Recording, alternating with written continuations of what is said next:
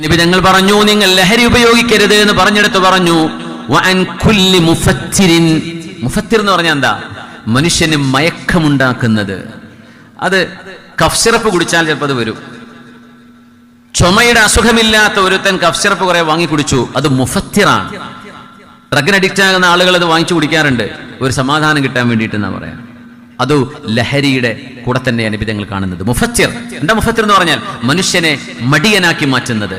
നോക്കണം, മനുഷ്യനെ ലേസി, ലഥാർജിക്, ഉന്മേഷമില്ലാതെ ഒരു പണിക്കും പോവാണ്ട് അവിടെ കുത്തിയിരിക്കുന്ന വിധം മനുഷ്യനിലെ എനർജിയെ ഇല്ലായ്മ ചെയ്യുന്ന വസ്തുക്കളെല്ലാം പുണ്യനബി നിരോധിച്ചു. അതാണ് ലോകത്തിന്റെ പ്രവാചകർ സ്വല്ലല്ലാഹു അലൈഹി വസല്ലം.